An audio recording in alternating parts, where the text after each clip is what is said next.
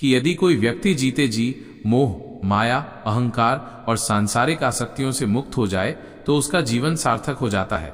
कबीर कहते हैं कि जो व्यक्ति मृत्यु आने से पहले ही अपने भीतर के अहंकार और इच्छाओं को मार लेता है वो अजय और अमर हो जाता है। यहाँ मरना का अर्थ शारीरिक मृत्यु नहीं बल्कि अपनी नकारात्मक वृत्तियों और बंधनों से मुक्त होना है।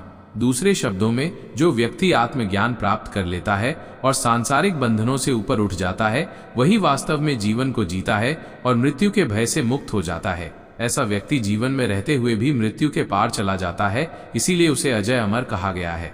ये दोहा हमें सिखाता है कि सच्चा जीवन बाहरी सुख सुविधाओं में नहीं बल्कि आंतरिक शुद्धि और आत्मनियंत्रण में है। कबीर के ये दोनों दोहे मन की चंचलता और भक्त के जीवन की सच्चाई को उजागर करते हैं। पहले दोहे में कबीर अपने मन की तुलना एक ऐसे बालक या भूत से करते हैं जो मरने के बाद भी पीछा नहीं छोड़ता।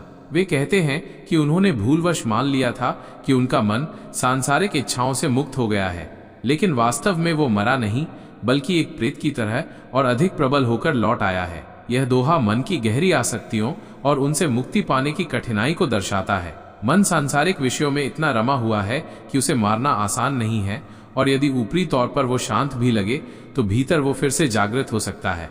दूसरे दोहे में कबीर भक्त और सांसारिक व्यक्ति के बीच का अंतर स्पष्ट करते हैं।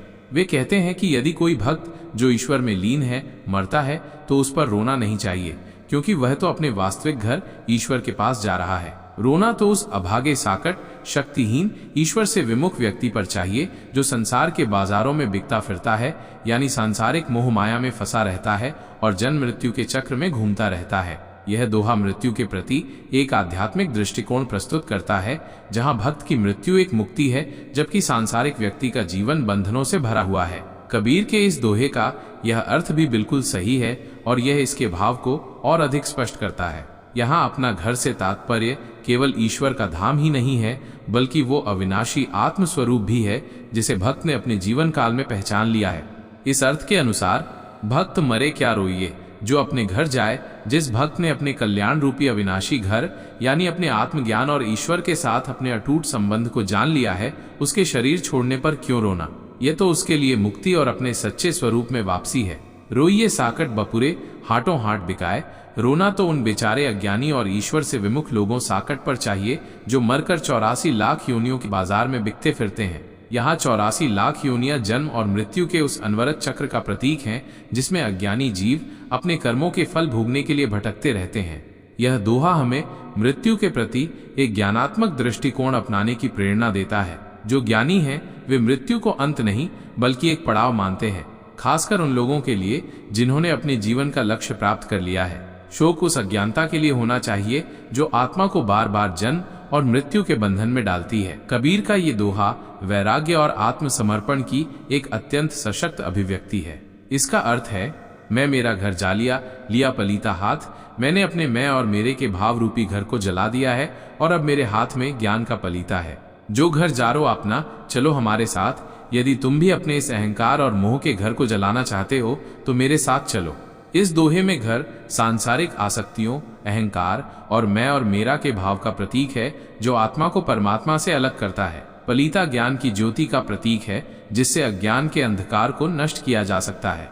कबीर कहते हैं कि उन्होंने स्वयं अपने भीतर के अहंकार और मोह को ज्ञान की अग्नि से जला दिया है और अब वे दूसरों को भी इसी मार्ग पर चलने का आह्वान कर रहे हैं। उनका कहना है कि जो भी व्यक्ति अपने भीतर के इन बंधनों को समाप्त करना चाहता है वो उनके साथ चले, यानी उस मार्ग का अनुसरण करे जो उन्होंने दिखाया है, आत्मज्ञान और वैराग्य का मार्ग। यह दोहा सांसारिक बंधनों से मुक्ति पाने और आध्यात्मिक प्रगति करने के लिए स्वयं के भीतर परिवर्तन लाने की आवश्यकता पर जोर देता है। कबीर का यह दोहा शब्द ज्ञान के महत्व और गुरु के मार्गदर्शन में चलने के लाभों को दर्शाता है। इसका अर्थ है, शब्द विचारी जो चले गुरुमुख होए निहाल। जो व्यक्ति शब्द, ज्ञान, उपदेश पर विचार करके चलता है और गुरु के मुख से निकले वचनों का पालन करता है वो आनंदित और कृतार्थ हो जाता है। निहाल का अर्थ है प्रसन्न, संतुष्ट और सफल। काम क्रोध व्यापय नहीं, कबू न ग्रासे काल। ऐसे व्यक्ति को काम, क्रोध आदि विकार व्याप्त नहीं होते हैं और न ही काल, मृत्यु का भय या समय का नकारात्मक प्रभाव उसे कभी ग्रस पाता है। इस दोहे में शब्द गुरु द्वारा दिया गया ज्ञान और आध्यात्मिक उपदेश है। जो शिष्य इस ज्ञान को गहराई से समझता है और अपने जीवन में उतारता है वह गुरुमुख कहलाता है। गुरुमुख होने से उसे आंतरिक शांति और संतोष प्राप्त होता है। इसके अतिरिक्त गुरु के मार्गदर्शन में चलने और ज्ञान का अनुसरण करने से व्यक्ति काम, क्रोध, लोभ, मोह और अहंकार जैसे नकारात्मक भावों से मुक्त रहता है। जब ये विकार समाप्त हो जाते हैं तो मृत्यु का भय भी दूर हो जाता है, क्योंकि व्यक्ति जीवन के सच्चे उद्देश्य को समझ लेता है और सांसारिक बंधनों से मुक्त हो जाता है। संक्षेप में ये दोहा गुरु के महत्व, ज्ञान के आचरण और उसके परिणाम स्वरूप प्राप्त होने वाली आध्यात्मिक स्वतंत्रता और आनंद पर प्रकाश डालता है। कबीर का ये दोहा शरीर के प्रति मोह और उससे मुक्ति की आवश्यकता पर जोर देता है।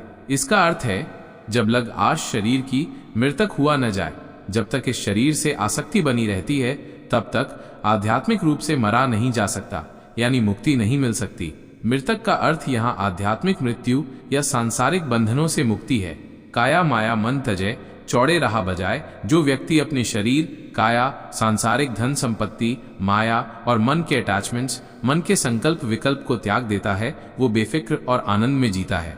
चौड़े राह बजाय का अर्थ है निश्चिंत और अपनी मस्ती में रहना। इस दोहे में कबीर कहते हैं कि शरीर के प्रति मोह और सांसारिक वस्तुओं से लगाव आध्यात्मिक प्रगति में सबसे बड़ी बाधा है। जब तक व्यक्ति इन बंधनों से मुक्त नहीं होता तब तक वो सच्चे अर्थों में जीवित नहीं हो पाता, बल्कि सांसारिक दुखों और जन्म मृत्यु के चक्र में फंसा रहता है। जो व्यक्ति शरीर, धन और मन के मोह को त्याग देता है वो सभी चिंताओं से मुक्त हो जाता है और एक स्वतंत्र आनंदमय जीवन जीता है। ऐसा व्यक्ति सांसारिक बंधनों से ऊपर उठकर अपने आत्म स्वरूप में स्थित हो जाता है। संक्षेप में ये दोहा हमें शरीर और संसार के प्रति अनासक्ति का भाव रखने और आंतरिक मुक्ति की ओर बढ़ने की प्रेरणा देता है। जब तक व्यक्ति को अपने शरीर और सांसारिक सुखों से मोह रहता है तब तक वो अपने मन की चंचलता और वासनाओं पर पूरी तरह से नियंत्रण नहीं पा सकता। मन हमेशा शरीर की इच्छाओं और संसार के आकर्षणों की ओर भागता रहता है। इसलिए आध्यात्मिक प्रगति के लिए ये आवश्यक है कि व्यक्ति शरीर के प्रति आसक्ति को कम करे और मन की वासनाओं को त्याग दे। जब ये मोह और वासना कम हो जाते हैं तो मन शांत होता है और सत्य की ओर अग्रसर होने लगता है। सत्संग रूपी मैदान में विराजना का अर्थ है अच्छे लोगों की संगति में रहना, ज्ञान चर्चा में भाग लेना और आध्यात्मिक साधना करना। यह वो स्थान है जहाँ व्यक्ति को प्रेरणा मिलती है, उसका ज्ञान बढ़ता है और वो अपने मन को नियंत्रित करने में सफल होता है। संक्षेप में, शरीर के मोह और मन की वासना को त्याग कर सत्संग के माध्यम से ही आध्यात्मिक उन्नति संभव है। आपकी यह व्याख्या कबीर के गहरे संदेश को स्पष्ट रूप से सामने रखती है। ये कबीर के एक और गहरे अनुभव और चेतावनी को व्यक्त करता है। आपने इस दोहे का अर्थ बहुत ही सटीक और व्यावहारिक तरीके से समझाया है। मन की चंचलता और उसकी गहरी जड़ों को समझना बहुत महत्वपूर्ण है। ऊपरी तौर पर शांत दिखने पर भी मन में दबी हुई वासनाएं और पुरानी आदतें किसी भी क्षण फिर से जाग सकती हैं, खासकर जब परिस्थितियां अनुकूल हों या असावधानी हो। एक विवेकी साधक हमेशा इस बात से अवगत रहता है कि मन कितना धोखेबाज हो सकता है, इसलिए वे कभी भी पूरी तरह से निश्चिंत नहीं होते और लगातार आत्मनिरीक्षण करते रहते हैं। जब तक शरीर में प्राण है, मन की वृत्तियां सक्रिय रहने की संभावना बनी रहती है। यह दोहा हमें सिखाता है कि आध्यात्मिक मार्ग पर निरंतर सजग रहने की आवश्यकता है। मन को नियंत्रित करना एक सतत प्रक्रिया है और थोड़ी सी भी लापरवाही हमें वापस सांसारिक बंधनों में धकेल सकती है। इसलिए जब तक जीवन है तब तक मन के प्रति सतर्क रहना और आत्म साधना करते रहना ही कल्याणकारी है। आपकी व्याख्या इस दोहे के सार को बहुत अच्छी तरह से प्रस्तुत